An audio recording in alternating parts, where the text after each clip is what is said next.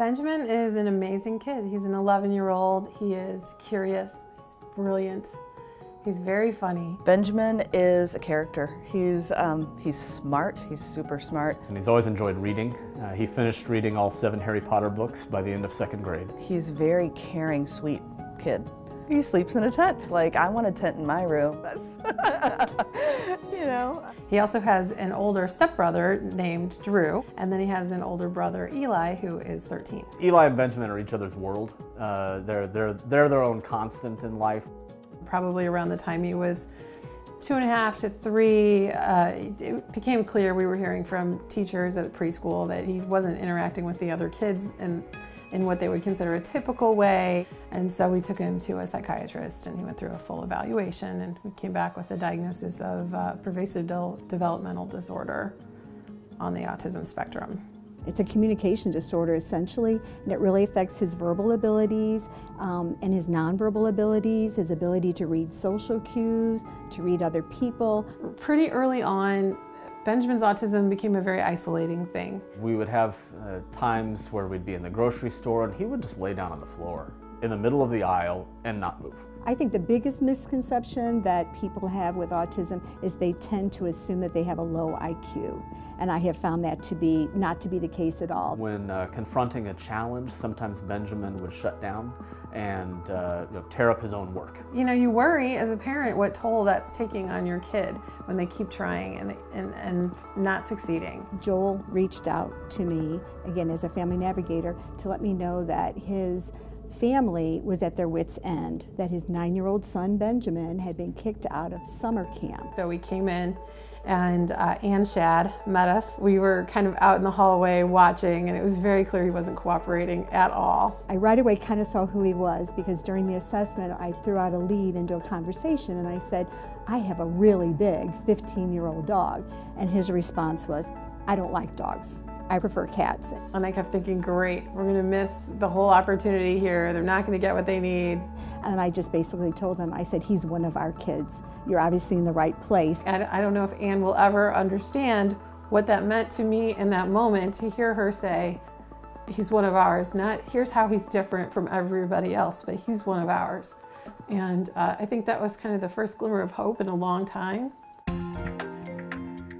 So we developed a plan, and the plan next step was to attend a parent training program, and all 4 parents were very much for that.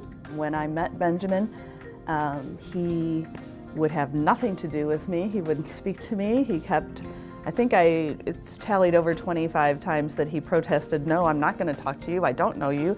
I'm not supposed to talk to strangers. And I think I won his trust a little bit by telling him that I like Dr. Who. The first week then, one of our trainers actually worked with Benjamin 3 times a day on the goals that Maya and Joel had established. And then we gradually, at the end of the week, moved them into the room with the trainer, because the second week the parents do the sessions. And we have a little bug that they put in their ear, and we can coach them and talk to them through those sessions. Parent training is a game changer. It's not just a game changer, it is a life changer. And we watched his behavior change. We learned about what was motivating him. We learned how to preview things and organize activities for him so that he could be successful. This is my chores list. I can do the chores for money. Before we left parent training, we signed up for the peer training program or the friendship training program. It teaches them how to join a group. You know, they learn how to make phone calls to a friend. They learn how to invite somebody over. We talk to them about bullying and teasing and how to handle that. We talk to them about good sportsmanship. At Easterseals, there are team members that have been working with children with autism for decades. The employees that they attract are here because they want to be here, and we believe in the mission. We just compile success stories after success stories, you know, so it's really cool to read everyone else's mission moments. I think the key to Easterseals' success, on top of their great, their depth of knowledge, is the heart, the heart of the people who work there. The investment that is made with a family who becomes in contact with our agency, it becomes lifelong. I don't feel like we do a service and then say goodbye. They're going to be there for him for the rest of his life, and that's very exciting for me. I wish I had a dime for every parent who, after they went through the 2-week parent training, said to me, I feel like I've met my child for the first time. I know that he has a small group of friends, which he really didn't in the past, so that's amazing. They get together, they play video games. Very, very recently at school, somebody was teasing him, and his response was to walk away. So those are victories. Easterseals helps people unlock their potential.